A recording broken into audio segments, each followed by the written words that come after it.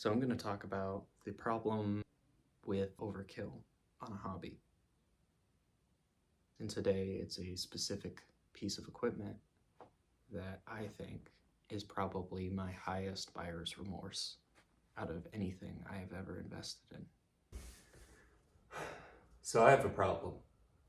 A purchase that I made after I got out of the military.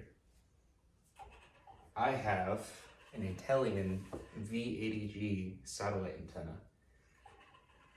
And this is an uplink, downlink satellite internet antenna typically used on maritime vessels. When I purchased this thing from a company that salvages industrial equipment, they got it from an offshore oil rig.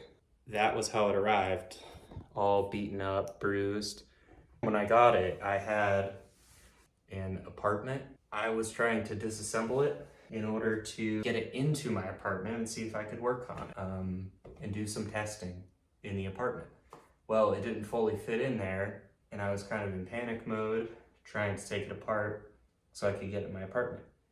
But as a result, I actually de-seated one of the spindles. So let's talk about that. This is already one of my biggest financial mistakes. I paid about $2,000 for this satellite antenna, and for reference, the entire setup normally costs around $20K. Pushed it back for months after I got it. It was originally supposed to be a working satellite antenna. My goal was to mount it inside of my truck, take it out to the field, use it for doing all kinds of different satellite experiments. I was hoping to even use it just to do radio astronomy projects and not all transmit stuff. But my goal was really to get this working knowledge of how these satellite antennas worked outside of the military sector and being able to do a more in-depth look at commercial satellite systems. But the biggest thing I was hoping to get out of it, use a software-defined radio to decode protocols directly off of satellites I pointed at, getting various different low noise blocks to convert different frequency ranges. I'm not entirely sure if all of the components inside would have been compatible, but yeah. So the important thing right now is I have to fix my mistake. When I was disassembling it, yes, I unseated a spindle here. This here is the cross-polar axes of the antenna. This basically helps it do a tilt so that when you're pointing at the satellite in the sky, as it's going across the sky, you're panning and you're tilting. The cross-polar takes those two angles diagonal, essentially, without having to put as much strain on your motors. This extra motor that helps to increase the precision significantly above what a hobbyist would ever need. I did not have a lot of time. My roommate was sick at the time and I was trying to get it into my apartment. I tried to disassemble it and I instead ended up having to call a friend to come out and help me move it to a storage unit. And that's where it's at for months on end. I did go out, I ran power to the antenna controller and inverter, and then I realized I wasn't getting power on the 48 volts that goes to your block up converter.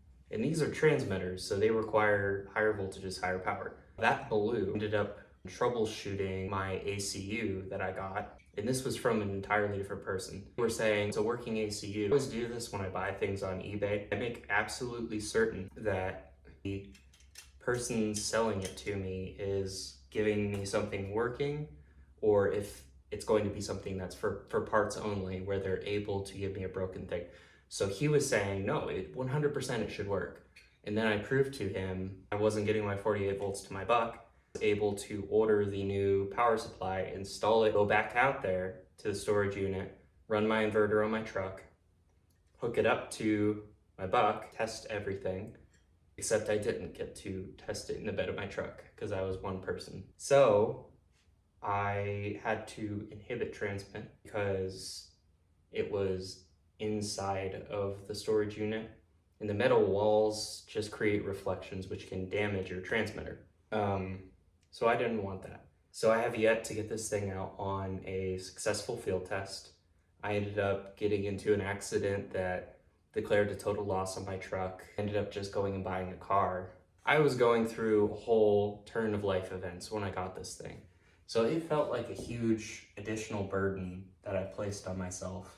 And I consider it honestly one of my biggest buyer's remorse decisions that I have ever made. But we can fix it. Maybe. So here's the plan. I was able today to disassemble everything and pull out the spindle and get the weight of this down to the point where I could single-handedly pull out the spindle.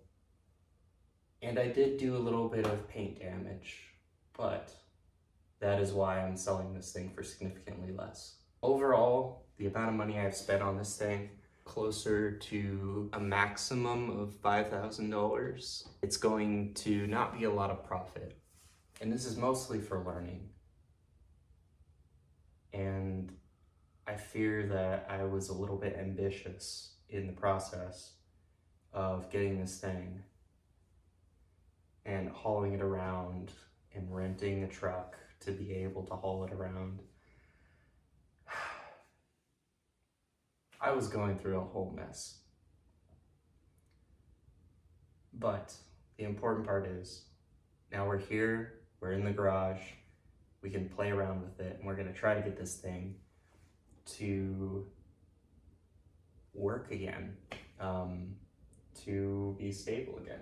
It never didn't not work, but I haven't been able to fully test it.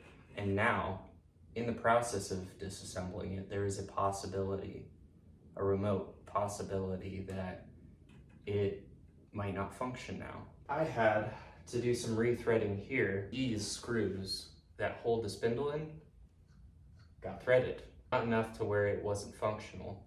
And I don't know if you would necessarily call it threaded, because it basically just got some paint chippings in it and it gunked it up. Some lube helped to ungunk it, and now we're back on track. We need to get some help reseat this thing up onto spindle.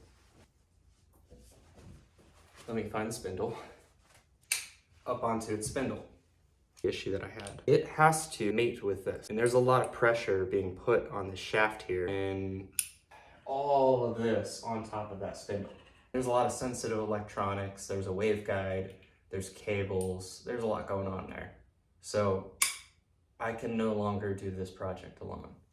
What we're gonna have to do, have somebody lift this up while I push the spindle through, get it to line up with this, while also just wiggle it enough so where we can get these holes to line up. Because if the holes don't line up, again, we're not gonna be able to clamp it down.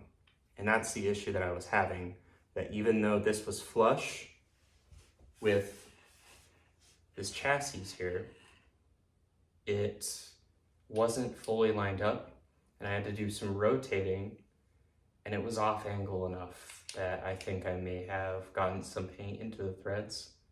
So I had to do some disassembly to be able to take this off on my own